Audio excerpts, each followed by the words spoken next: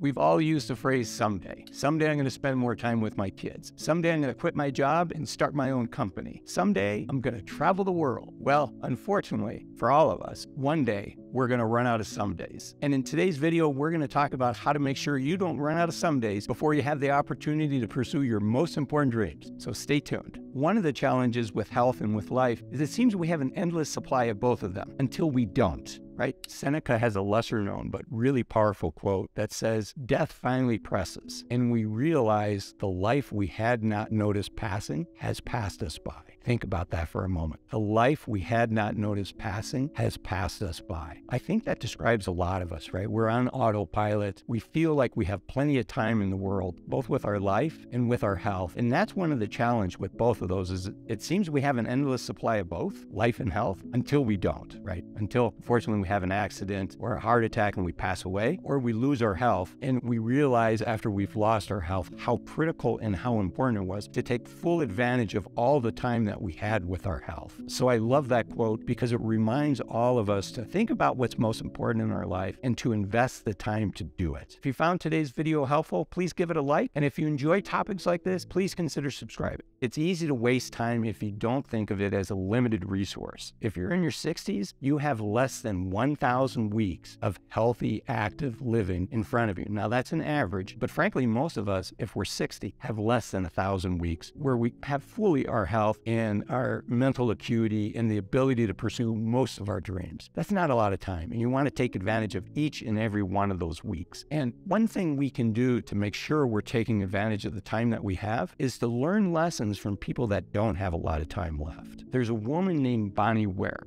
and she was a palliative caregiver. She took care of people that unfortunately had terminal illnesses and knew that they only had 3 to 12 weeks left to live. And frankly, they were sent back home so that they could die in their home. And Bonnie's job was to take care of them. And through taking care of dozens of these patients, Bonnie was able to notice a pattern. 5 main regrets that people in these final days of their lives would look back and say, these are really painful regrets for me. And fortunately for all of us, Bonnie wrote a book and Bonnie did a TedX talk. I'll link to both of those in my show notes. But her book and her TedX talk highlights the 5 main regrets that dying people had. Importantly, one of the themes that Bonnie noticed is all 5 of these regrets are regrets of inaction. These are not regrets of something that they wish they had not done. These are regrets of something that they could have done that for whatever reason they didn't. So the first regret, the most common regret that she heard was people wished they had courage to live their life as opposed to a version of their life that they thought somebody else thought that they should do. And I think that's really, really powerful. I think a lot of us obviously are influenced by what society and what other people think we should be doing. But you know what? The reality is we should live our lives the way that we want to live our lives. It's a gift, right? Once our life is gone, our life is gone. So it's critically important we think about what's important to us and how do we live our lives consistent with that vision of what's important to us. We don't want to pretend, right? 1,000 weeks is too short to keep pretending. If you've been pretending until now's the time to break free of that and really think about what's important to you and focus on that. The second regret that Bonnie shares in her book is people wish they had not worked so hard and had not worked so many hours. And frankly, I thought that this was going to be the first regret. So I'm glad to see at least it's the second. But it's just so easy because work gives us feedback. Work provides monetary benefits for us. It's easy to get caught up in that. But if you're a follower of my channel, you know how important it is to break free of that, particularly if you're in your mid-40s or 50s, early 60s, and you're financially independent. Boy, we can have these golden handcuffs, even though we don't need the gold anymore, right? We're still working for more gold. So let's all pause and think about, this is the second most common regret that people with 5 to 10 weeks left in their lives. But let's all of us really internalize that and think about, what does life look like outside of work? How could we optimize our life if work was not a major piece of that, or if we left work altogether? And again, this is just for people that are financially independent. And this is not financial advice. If you want financial advice, there's a great website that can connect you with an advisor that lives nearby. That's what's called a fee-only advisor. The third most common regret that people mention on their deathbed is they wish they had the courage to fully express express their emotions, to let people know that are important in their life the role that they play and that they love them and that these people are an integral part of what has made their life full, and to just share those feelings. And then, to the extent that there was any bitterness or disagreements with friends or relatives, to somehow patch that up and gotten over that in a healthy way, express the feelings, to go through a healing process and to reconnect and reestablish those relationships. Because you know what, as the book implies, life's way too short. So, and the fourth most common regret that people list is they wish they had done a better job of staying connected with their friends. Friends are so important in our lives, right? You don't need me to tell you this. They add the spice of life. They add a lot of joy to life.